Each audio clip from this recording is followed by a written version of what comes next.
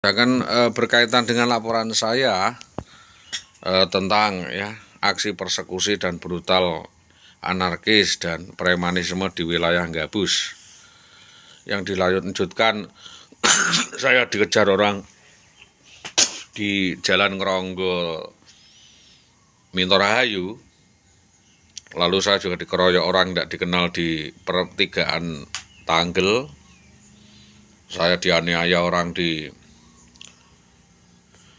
Jalan Sugian sampai Bulampang 2 kali, dan terakhir saya dibawakan orang pakai celurit-celurit mau dihabisi di Kopek Karangkotan. Tentunya itu ada motif lainnya yang intinya adalah menghilangkan jejak kejahatan orang-orang yang saya ketahui.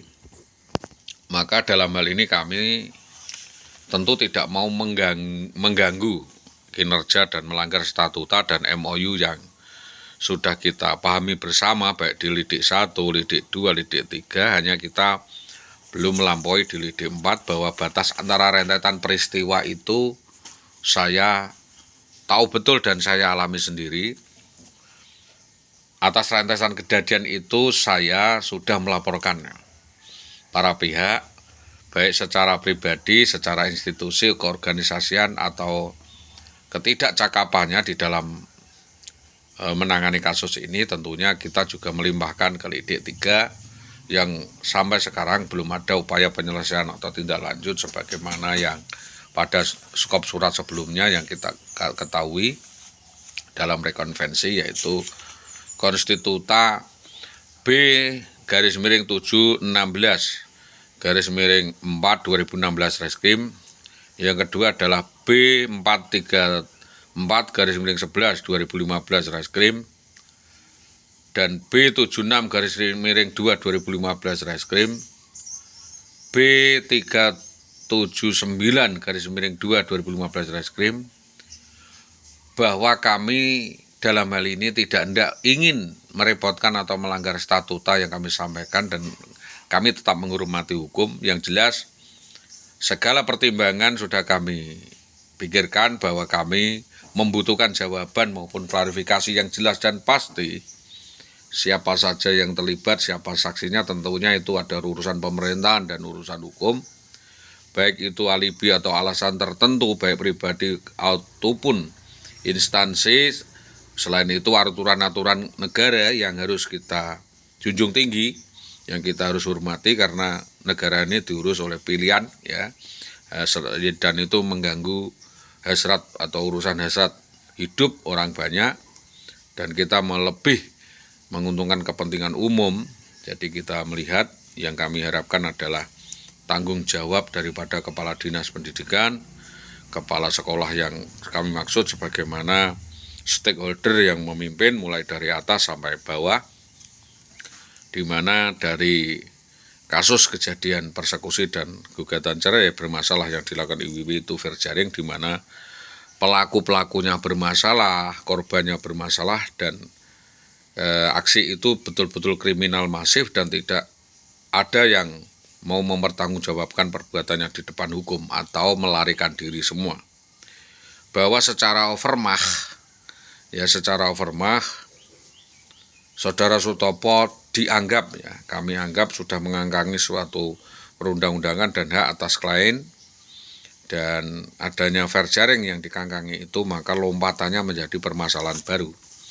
Jadi kalau melompat, menendang, dan meninggalkan permasalahan sebenarnya, itu adalah permasalahan baru. Sedangkan kejadian-kejadian di mana seolah-olah saya dikriminalisasi dan ditendang, ditempeleng, diinterogasi di rumah saudara Mukid, seolah-olah itu organ, dan korban difoto berkali-kali, diancam akan diseret di Polsek Gabus, akan diseret di Polres Pati dengan alibi KDRT. Tentunya itu adalah suatu faide, suatu alasan yang tidak mutu, di mana kami yang justru ditarget atau DTO. Dalam hal klarifikasi kami kepada Polres Pati, di mana surat undangan kami terima ini, akhirnya saya sebagai korban tetap akan melaporkan, selalu melaporkan sebelum ada penyelesaian sampai kiamat atas rangkaian kejadian yang tersebut. karena kami selalu menjadi korban kekerasan, korban pencegatan, korban penganiayaan. Ini kok nggak ada jaminan keamanan kami sebagai wartawan sebagai korban, sebagai pengadu, dan pola-pola seperti itu di Jawa Tengah terutama di Pati kok masih terjadi. Maka saya melaporkan semua kejadian ini langsung ke Mabes Polri karena adanya dugaan-dugaan di mana kasus sudah direkayasa sindikat di Pucak Wangi, di Winong, dan di Tambak Romo maupun Gabus. Dan kami meminta tentunya Reskrim Sus Polres Pati dan Buser untuk segera bekerja sama dan menggandeng tangan dalam hal informasi mengungkapkan jaringan kejahatan ras tersebut dan menangkap para pelaku kekerasan, penghinaan, bullying, penganiayaan, dan pemerasan kepada korban sebagaimana yang kami laporkan itu.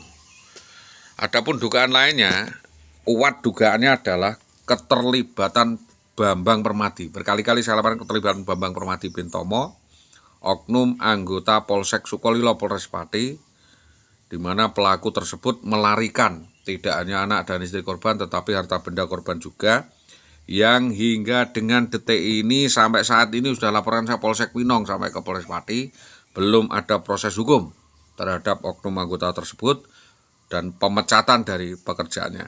Jadi untuk mengambil, menculik, menggawa lari istri seorang lain, istilahnya memecah dan dikuasai dan menceraikan dengan alasan yang tidak jelas dan hanya dipakai selingkuhan atau menjadi simpenan. Cuma akan diambil istri ya, sampai sekarang ya tidak jelas apakah diambil istri atau tidak. Maka itu mohon si Propam Polda Jawa Tengah, Mabes Polri segera mengambil alih dan kembali meneliti mengungkap jaringan sindikat pelaku penculikan, perampasan, dan persekusi tersebut. Menyangkut kewajiban hak dan warga negara dalam hal ini kami adalah perorangan, tentu kita perlu internalisasi dan pelimpahan wewenang yang kami sampaikan, yang harusnya juga kita apresiasikan, dijadikan pertimbangan khusus, memperhatikan ekses-ekses atau dampak kemasyarakatan dan akibat dari kerugian-kerugian yang diterima korban akibat suatu keputusan atau penyelenggaraan negara, penyelenggaraan pemerintahan kepada masyarakat. Dan dampak-dampak ini yang ditimbulkan dari keputusan dari stakeholder terutama oleh Sutopo dan Saudara Jayus itu tentunya sangat mendiskreditkan kami, sangat menekan kami, sangat mendiskriminasi kami dan menyengsarakan kami sekeluarga dan menyikut kami dan salah guna di dalam wewenang dan hak pendayagunaan aparatur negara, sebab jika keputusan itu salah maka dampaknya adalah kerugian masyarakat. Jadi kita mengoreksi kebijakan dan keputusan yang dilakukan oleh Bapak Bupati Pati bahwa juga keputusan itu apakah bisa ditarik kembali atau dikoreksi sehingga urusan-urusan itu menjadi jelas dan benar sesuai dengan tupoksi maupun SOP. Sedangkan urusan akan melihat daya guna dan hasil guna pada pemerintahan yang atasannya atau yang tertinggi dapat kita peroleh suatu hasil kebijakan dengan pertimbangan kemanusiaan, ketertiban, keamanan, dan kedisiplinan. Artinya bahwa di dalam urusan keluarga itu berbeda dengan urusan pemerintahan. Artinya urusan pemerintahan itu terkooptasi lebih besar kepentingannya daripada urusan keluarga. Jika keluarga dikorbankan tentu ada kompensasi. Jadi kalau ada orang meninggalkan keluarga dan dia masih punya tanggung jawab keluarga, berarti ada kompensasi yang harus terbayarkan, ada sanksi yang harus terbayarkan dan diperoleh oleh korban. Jadi urusan pemerintahan ya kita sampaikan kepada birokrasi pemerintahan, urusan kebijakan kita sampaikan kepada pemegang kebijakan, dan urusan hukum kita sampaikan kepada pemegang atau kewenangan hukum agar didiskusikan agar ada manfaat, dan yang memperoleh manfaat adalah masyarakat. Maka guna memperoleh hasil dan penanganan yang baik di dalam penyelenggaraan negara ini, maka kita serahkan kepada koordinator. Dan selama ini koordinator juga tidak apresiatif kepada laporan kami, maka atas kejadian ini tentunya kami harapkan agar kasus ini segera digelar, mengerucut di koridor dinas maupun di koordinator sebagai pelayan pertama atau pratama dalam urusan ini di Dinas Koordinator Dinas Pendidikan Kecamatan Tambak Romo, yang kita tunggu bagaimana jawabannya nanti, kita lihat perkembangannya. Jadi saya menyampaikan pada dalam hal ini kita sampaikan ya agar supaya Dinas Pendidikan Tambak Romo ya mempertanggungjawabkan ingkar janji soal penyaluran al-azhar dan insentif kepada kami, paling tidak secara manusiawi dan kemanusiaan dapat menjembatani upaya penyelesaian dari kasus-kasus demi kasus tersebut. Jadi kita melihat bahwa rumor yang beredar itu adalah maling atau komplotan pembobol, maling nama orang ya yang meresahkan ini. Ini apa yang dapat kami sampaikan itu dulu ya, dan kerjasamanya yang baik kami sampaikan. Terima kasih. Selamat pagi. Assalamualaikum warahmatullahi wabarakatuh.